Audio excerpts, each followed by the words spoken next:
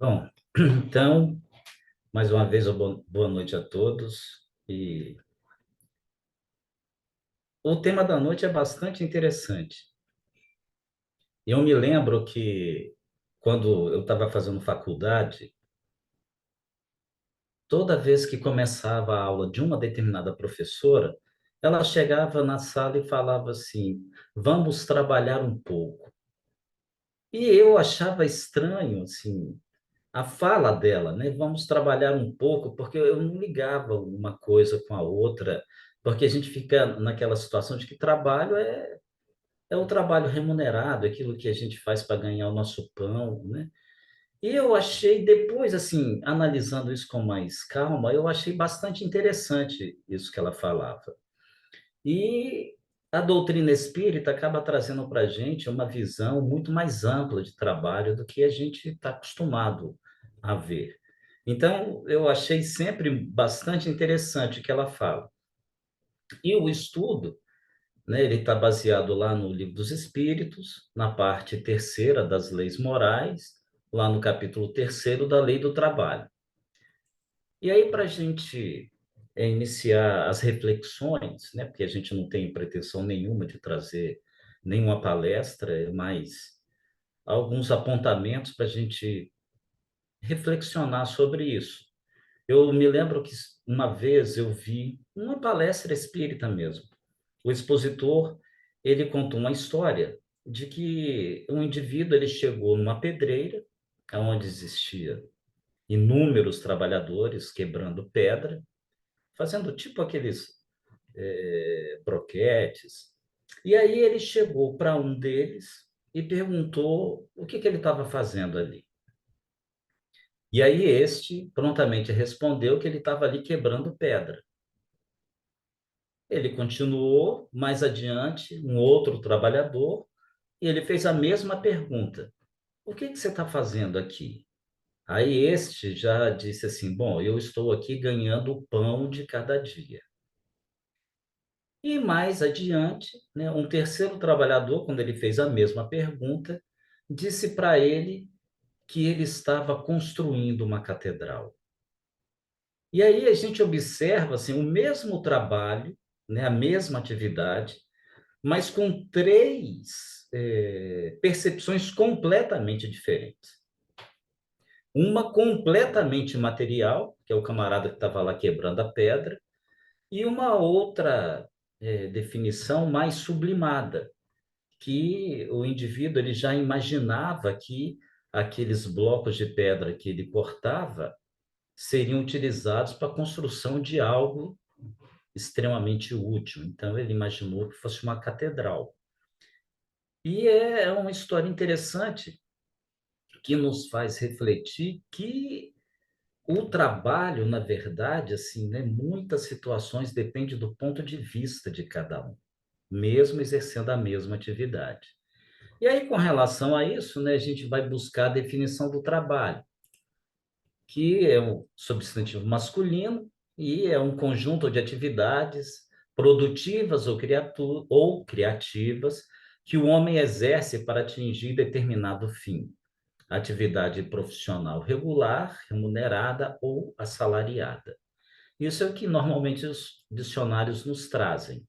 Mas há também algumas abordagens, né, que a gente pode fazer com relação ao trabalho, do ponto de vista de algumas disciplinas. Por exemplo, quando a gente analisa sobre o ponto de vista da física, energia aplicada a um corpo para que o mesmo se desloque. É uma definição bastante interessante. A gente observa, né, as fórmulas matemáticas da física nesse quesito, quando é apresentado, né, que é o resultado em joules. Isso é uma percepção de uma disciplina. Na filosofia, o trabalho revela a nossa humanidade, uma vez que modificamos o meio em que vivemos. E aí, pelo trabalho, a gente transforma toda a nossa sociedade, né, o meio mesmo, os locais onde a gente se encontra, para que se adeque melhor às nossas necessidades e que a gente possa usufruir daquilo que a gente anseia e que a gente busca como melhoria para todos nós. Na economia, é o esforço humano para satisfazer as necessidades do indivíduo ou de um grupo. Então, a gente observa também que com as teorias, né, administrativas e econômicas que vêm sofrendo as suas transformações ao longo do tempo, a gente observa que é tudo voltado exatamente para essa parte da transformação, né, da satisfação das necessidades, e com isso gerando um ganho, que é a mola impulsionadora que faz com que os indivíduos busquem cada vez mais, né, através do trabalho econômico, a satisfação das suas necessidades. Lá do ponto de vista acadêmico, né? Quem já não passou por isso, né? A gente tem vários tipos de trabalho.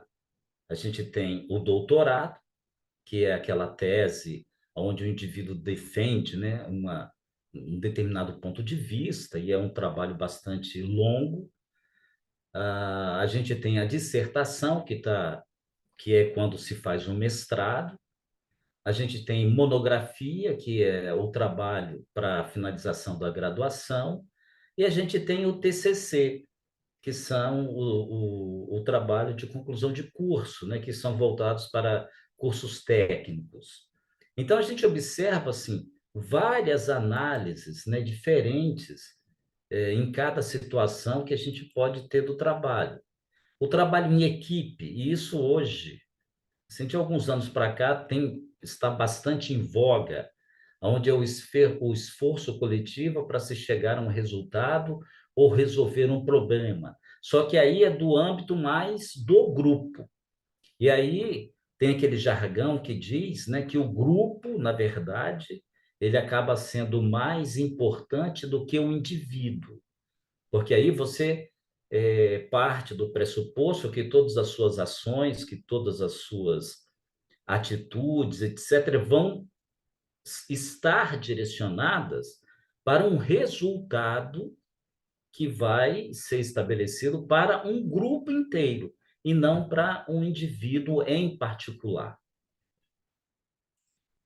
Já temos também o trabalho infantil, e aí de alguns anos para cá, né, foi instituída primeiro aquela lei do menor aprendiz, depois do jovem aprendiz, aonde aproveitou-se determinadas situações que aconteciam para criar determinados mecanismos que pudessem direcionar de uma forma legal o trabalho infantil, onde famílias, né, com baixa renda, etc., poderiam utilizar dessa ferramenta para melhorar a sua condição. Inclusive, deve ter o quê? Um mês, mais ou menos. Alguns estados americanos foi deflagrada lá uma, uma onda de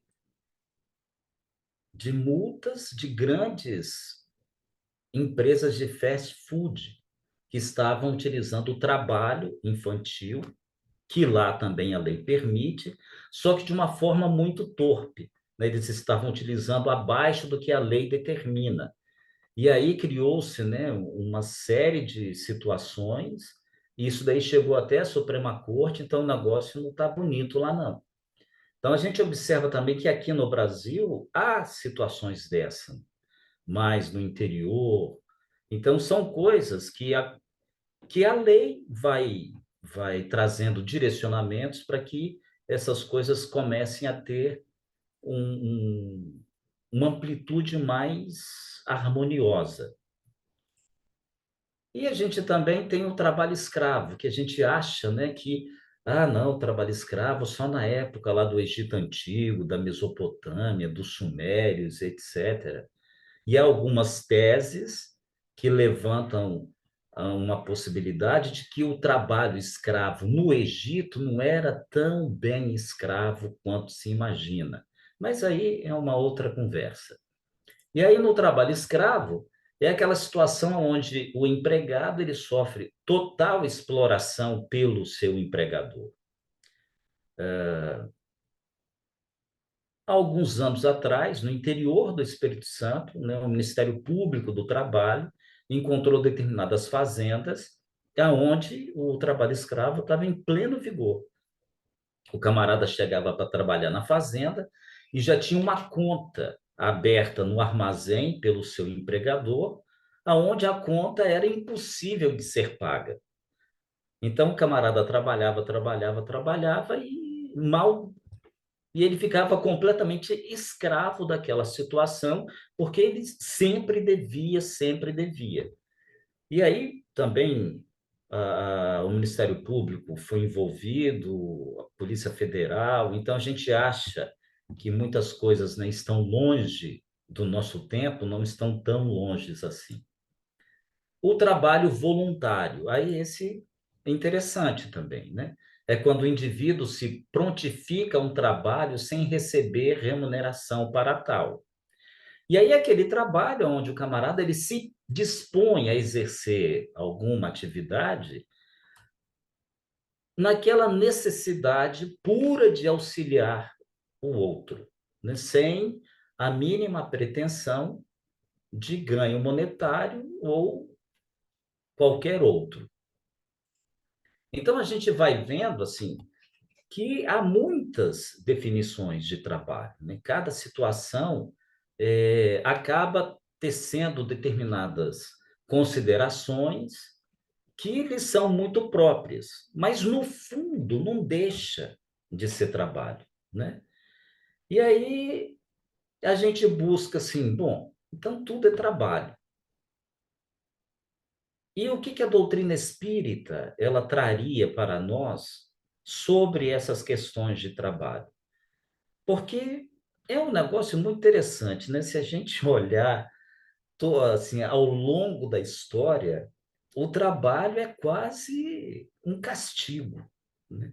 Todo mundo adora chegar ao final de semana para descansar, porque a semana foi puxada. Aí você vê nas redes sociais aquele sextou, né? E todo mundo naquela ânsia de ficar à toa, né? E aí a doutrina espírita, nós não vamos assim entrar muito em detalhes, porque não é o caso, mas só refletir, né? Então, lá na lei do trabalho, ele começa assim, que o trabalho é uma lei da natureza. E aí, bom, é uma lei da natureza, está inserido no processo de desenvolvimento de tudo o que existe. Então, aquela ideia até que a gente tinha, né, antes, de que quando a gente morresse, a gente ia para o paraíso, ficar numa nuvem, com uma harpa, tocando à toa por toda a eternidade, isso já cai por terra, né? Então a gente vai ver que o trabalho ele está inserido nesse processo e é intrínseco, não tem como nós fugirmos dele. Toda ocupação útil é trabalho. Porque aí Kardec pergunta, vem cá, então quer dizer que, como é que é? O trabalho material, só ele é considerado trabalho? Aí ele falou que não. Não, todo o trabalho ele é útil, né? Todo movimento, toda ocupação útil é trabalho.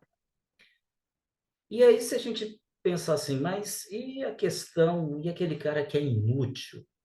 Aí tem uma historinha de Chico Xavier que ele estava indo trabalhar e ele passava por um bar e tinha lá alguns jovens, né, que ficavam naquele bar jogando sinuca.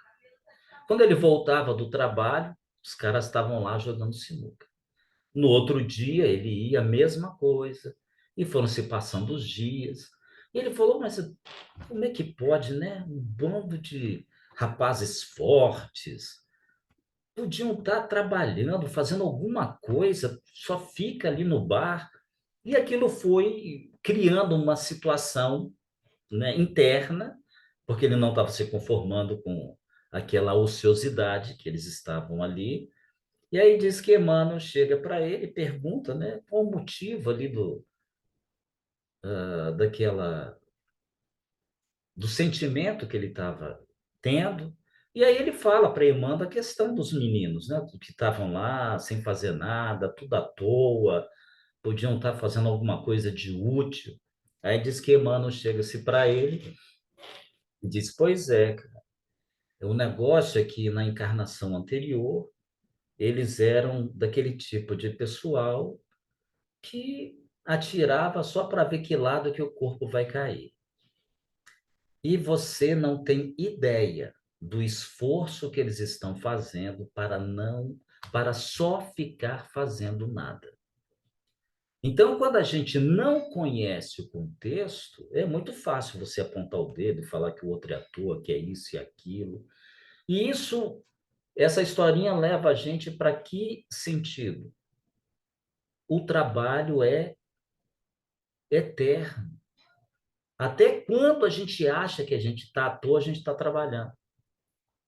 Porque a gente pode estar sentado, parado, deitado, mas o corpo está trabalhando.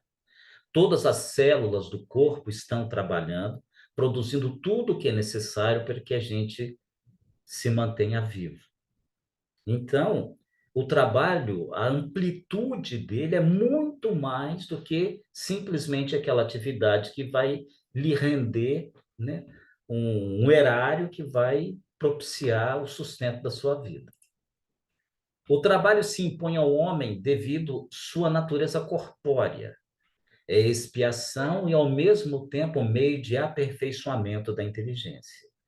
Então, evidentemente, né, como nós estamos aqui na Terra, nessa situação de provas e expiações, não por causa da Terra, evidentemente, né, mas por nossa causa mesmo, o trabalho sendo material, né, a nossa vida sendo material, o trabalho é material e vai exatamente ser devido à nossa natureza corpórea.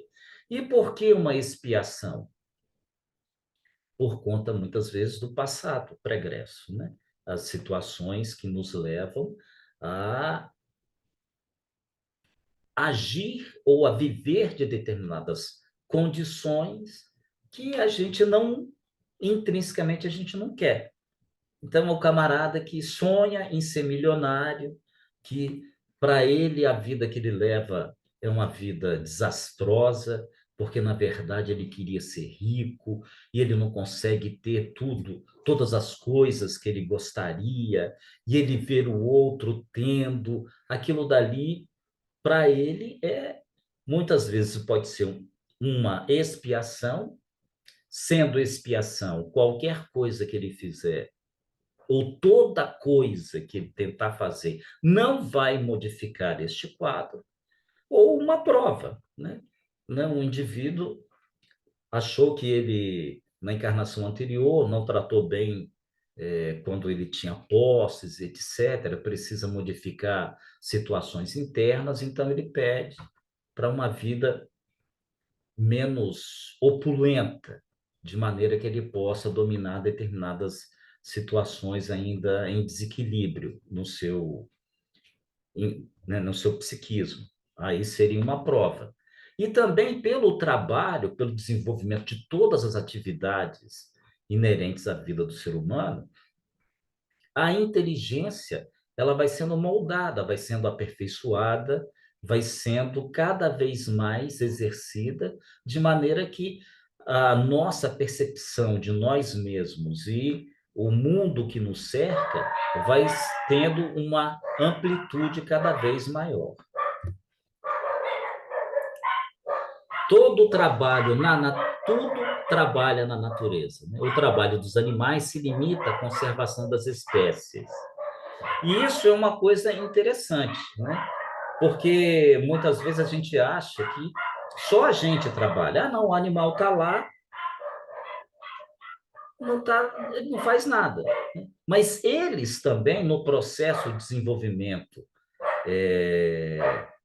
do princípio inteligente que eles albergam, estão nesse trabalho de transformação, embora essa atividade esteja mais ligada à conservação da própria espécie. Só que mesmo assim a gente observa, né, os ensaios que cada espécie de ser ele produz para a sua transformação. E aí a gente lembra, né, daquele jargão que fala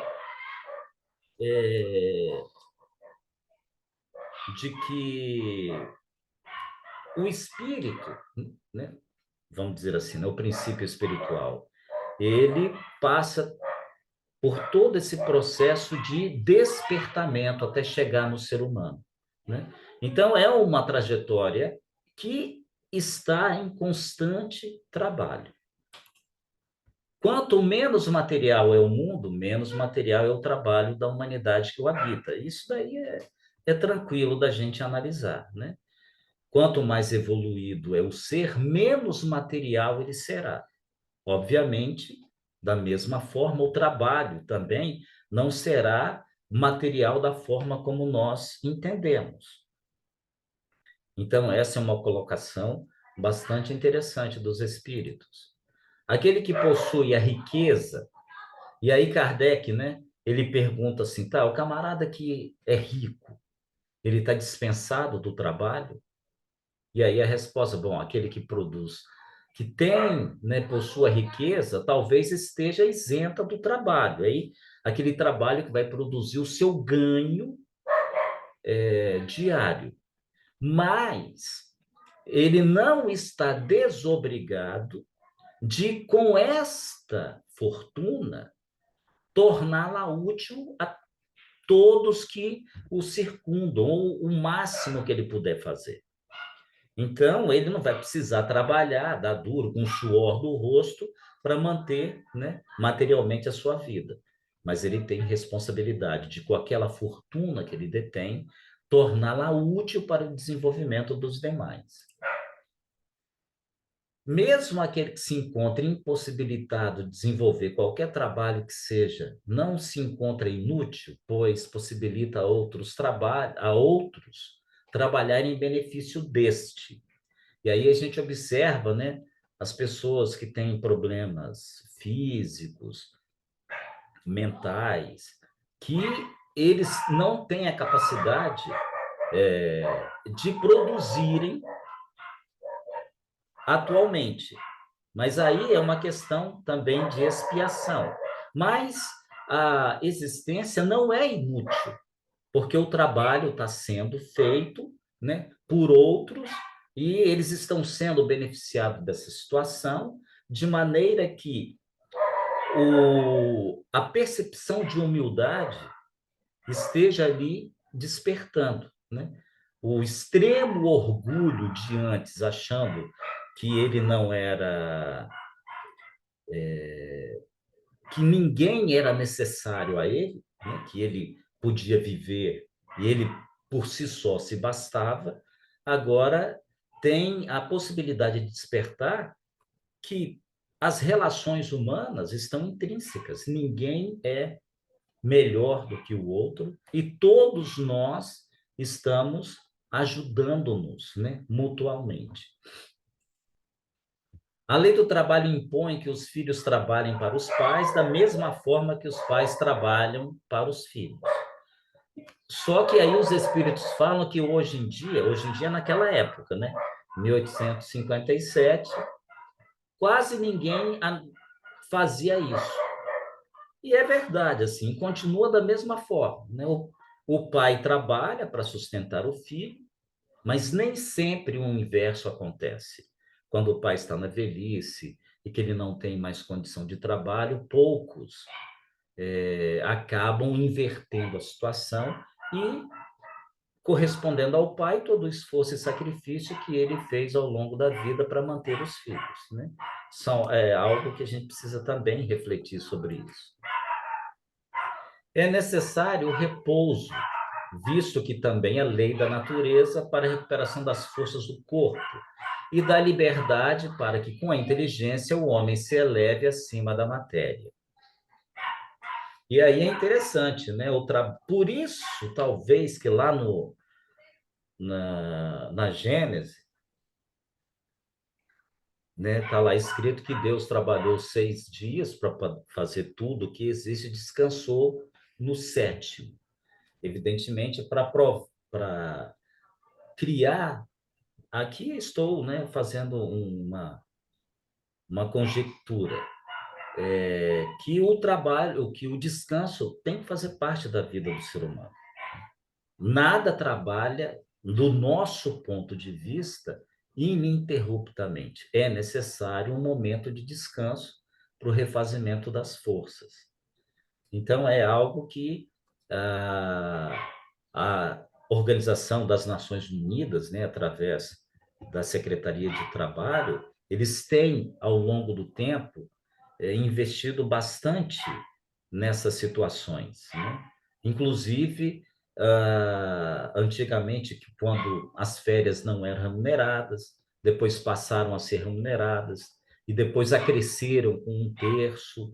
Então, a gente vai vendo que a própria sociedade, em sua dinâmica, acaba buscando uma forma de prover também um certo descanso,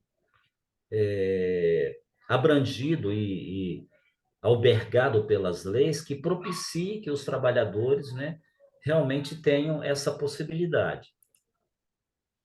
E aí eles dizem que o limite do trabalho é o limite das forças. Evidentemente, né, cada um, ele, como tem uma constituição física diferente, o que muitas vezes é extremamente trabalhoso para mim, que eu me desgastaria com muito pouco tempo, outro não. Outro trabalharia muito mais tempo do que eu. Mas como a gente precisa criar um parâmetro, né? Aí as leis trabalhistas estão aí para criar um norte nessa situação. Mas os espíritos dizem que o trabalho, de fato, ele está limitado, né? Ele está alavancado o limite das forças de cada um. Todo aquele que tem o poder de mando é responsável pelo excesso de trabalho que impõe ao seu comandado. Isso é verdade, né? O excesso de cobrança no ambiente de trabalho, o excesso de horas extras trabalhadas, porque tal coisa tem que ser entregue em tal tempo, isso é tudo questão que a gente inventa, porque, na verdade, isso é muito questionável, né? Uma vez eu estava perguntando a um colega meu, a gente estava falando sobre custos de automóveis, eu perguntei para ele, vem cá, cara, quando, na época, né, eu acho que era o Uno que a gente tomou como base, aonde está escrito que o carro X tem que custar o valor Y? Aí ele falou, não, é porque por conta do custo de produção, você tem isso, tem aquilo e tal. Aí eu falei, beleza, o custo de produção. Quem falou que o valor do custo de produção é daquele? E aí o que que acontece? Quando você analisa isso, você tem a percepção real de que em nenhum lugar está escrito valor nenhum. O valor, ele é proporcional ao tamanho da minha ganância. Porque se todo mundo resolvesse que tudo que é produzido na Terra hoje fosse de graça, seria.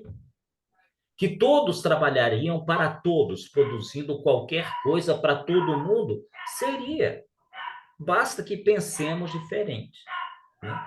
Então, a gente observa que, por conta dessas questões que a gente ainda trazemos, né, dentro de nós, vaidade, arrogância, prepotência, ganância, egoísmo, é o que entrava o resto das coisas.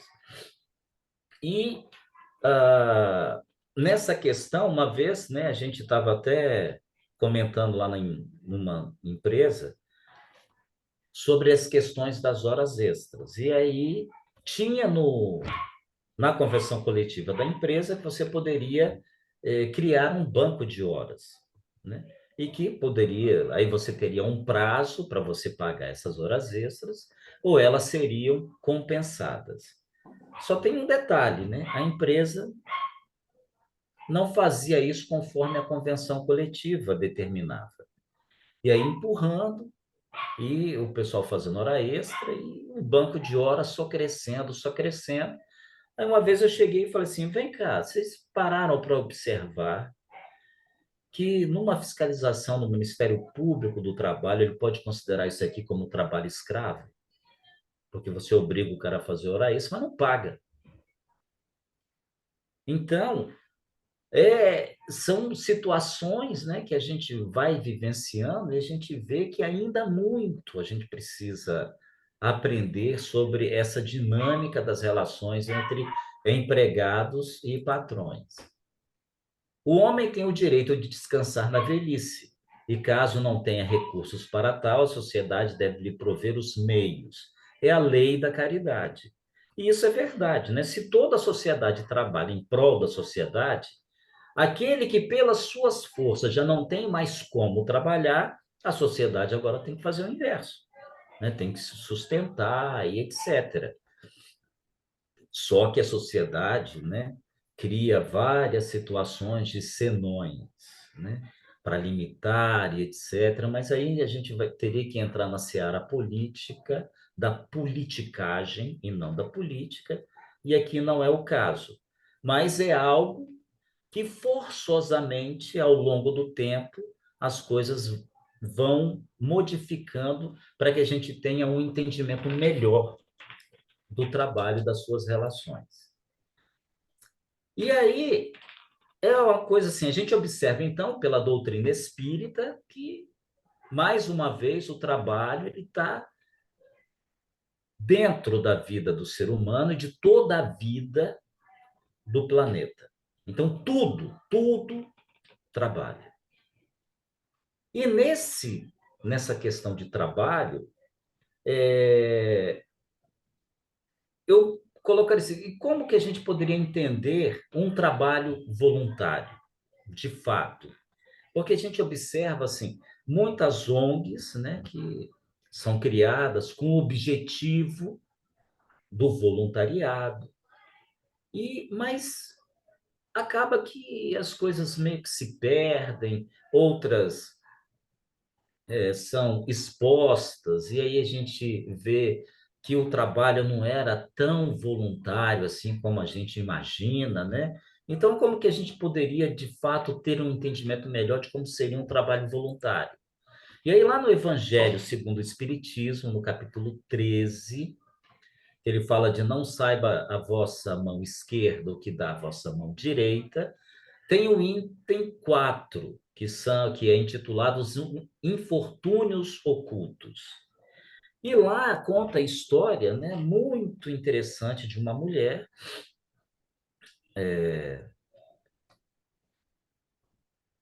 que ela sai com a sua filha para atender determinadas famílias.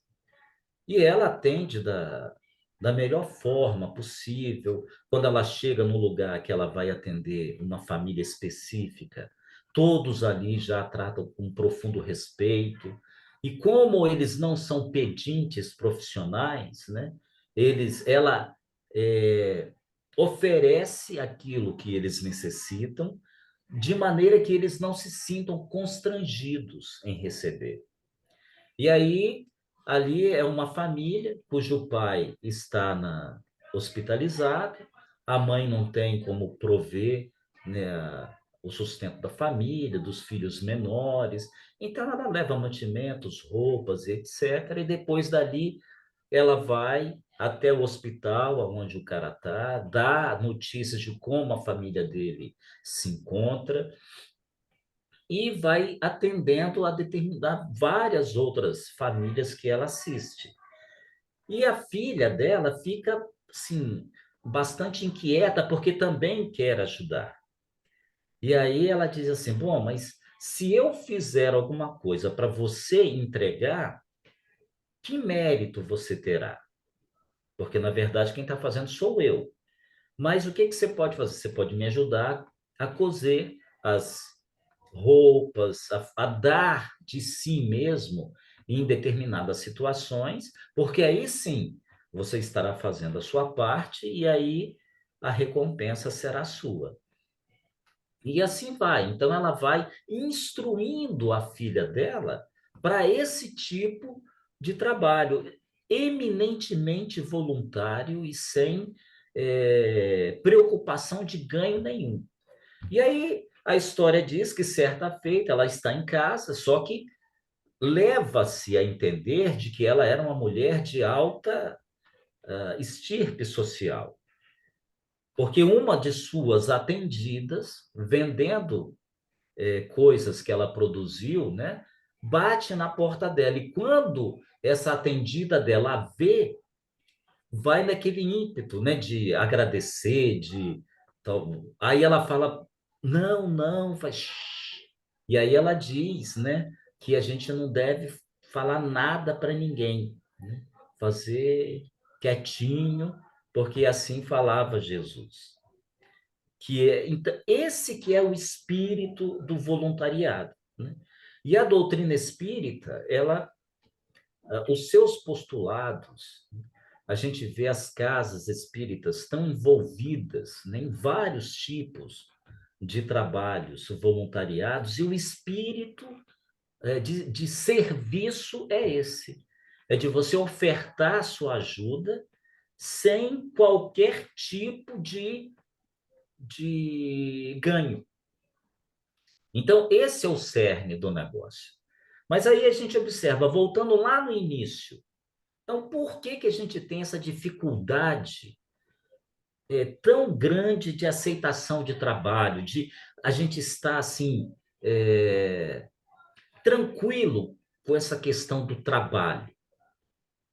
Bom, a gente pode ir lá na Bíblia Sagrada, na Gênesis, capítulo 3. Aí lembra E esse capítulo 3 fala o quê? Exatamente quando a serpente chega para Eva e questiona, né, se Deus falou que não era para comer de nada ali do jardim do paraíso. Ela fala: não, Deus falou que a gente pode comer de tudo, menos da fruta lá proibida. Aí ele fala: mas aí ele falou isso porque se vocês comerem daquela árvore, vocês serão como Deus, vão ter o conhecimento do bem e do mal. É interessante, né? A gente observa-se toda essa figura de linguagem, mas tem muitos irmãos nossos que acreditam que aconteceu exatamente dessa forma, né? E aí seria uma quebra da lei de progresso, porque é a serpente que falava e o texto deixa transparecer que ela andava de pé, ela evoluiu, né? Ela retrogrediu na lei da natureza e hoje ela não fala, se arrasta pelo chão. Mas, enfim, aí Eva vai lá, pega do fruto, porque ela viu que a árvore era interessante, era bonita, provavelmente devia ter um cheiro gostoso, comeu, deu para Adão, e aí eles se tornaram conscientes da sua condição, que eles estavam nus, e aí eles pegam folhas lá para se cobrir. Deus chega, procura-os, aí fica gritando Adão, né? Mas outra coisa estranha é porque Deus é onisciente, então não precisava nem chamar Adão, ele já saberia onde Adão estava. Mas ele fica chamando Adão, Adão aparece envergonhado porque estava nu, e aí pronto, aí Deus vai castigar, né? E aí fala para Eva que agora ela vai ter as suas dores multiplicadas, o que nos leva a crer que antes não tinha, né? Que ela vai dar à luz agora com dor. O que se vai dar agora com dor é porque antes a concepção era indolor. Aí vai criar toda uma situação, coloca a mulher como submissa à vontade, né, do seu marido, e para Adão, aí ele também condena a cobra a rastejar, a comer o pó, e a mulher vai pisar sobre sua cabeça, ela vai picar o calcanhar da mulher, e aí diz para Adão que agora ele vai ter que, com o suor do seu rosto, manter a sua vida. o que nos leva a crer que antes não era.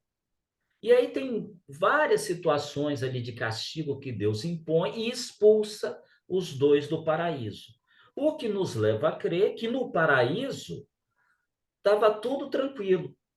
Fora do paraíso que a coisa apertou. E aí, e da onde vem, então, essa figura de linguagem, essa coisa assim, que faz com que o trabalho seja um verdadeiro castigo?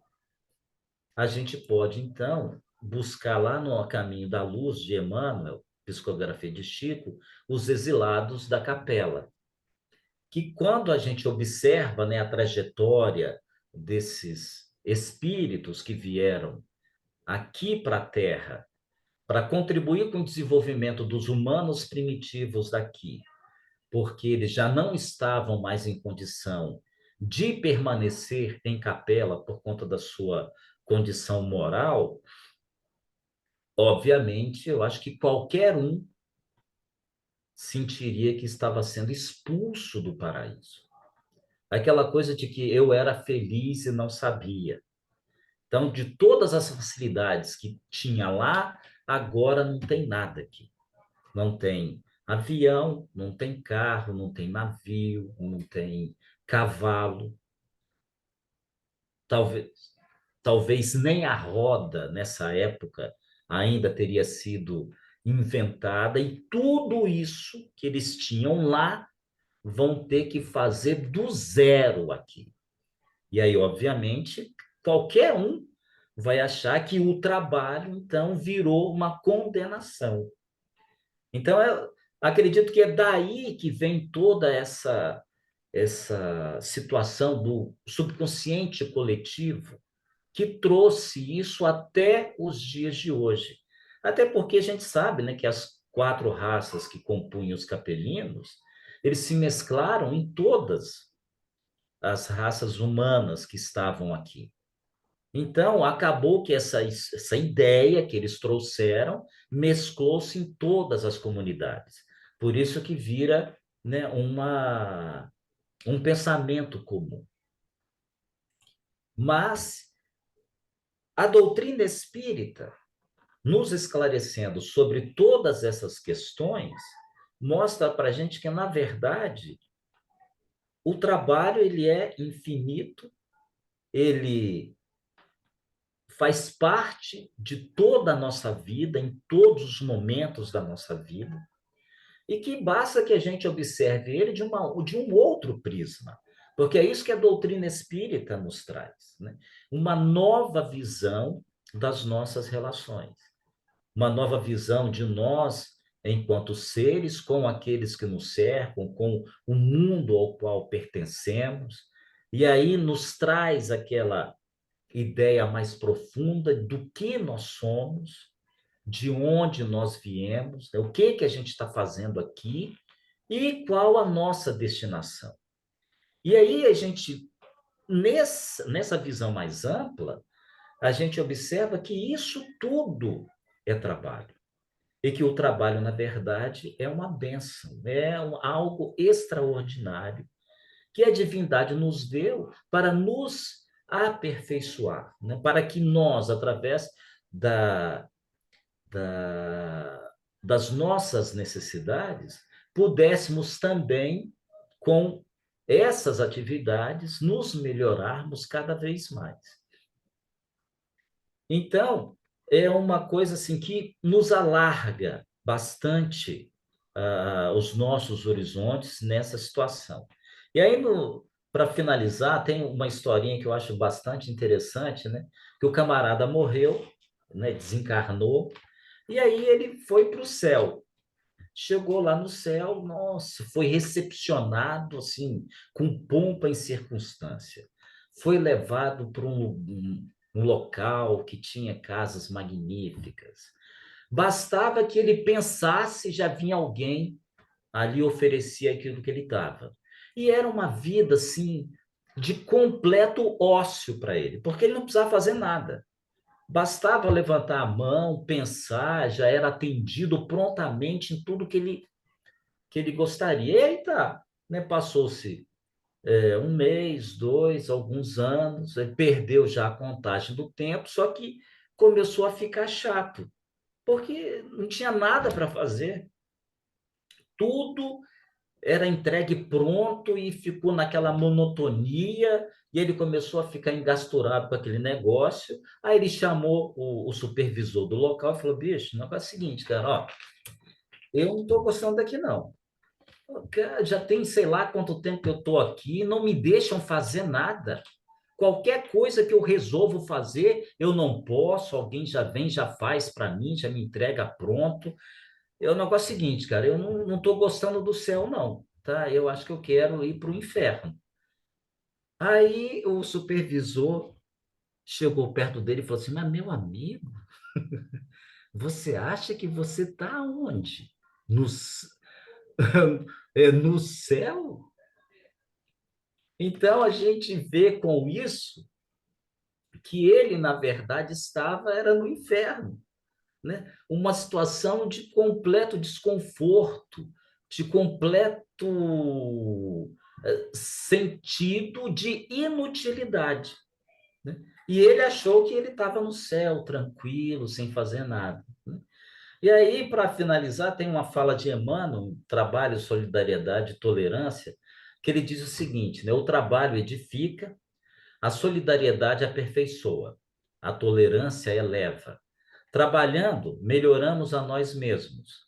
Solidarizando-nos, enriquecemos o mundo. Tolerando-nos, engrandecemos a vida. Em vista disso, o Mestre Divino, há quase 2 milênios, afirmou para o mundo: Meu Pai trabalha até hoje, e eu também trabalho. Estarei convosco até o fim dos séculos. Então, que tomemos, né, este exemplo de Jesus e que olhemos o trabalho, em qualquer situação, como dádiva, né, do Pai Celeste para o nosso autoaprimoramento. Eu espero que eu tenha sido útil, que Jesus os abençoe. Muito obrigado, Tadeu. Eu vou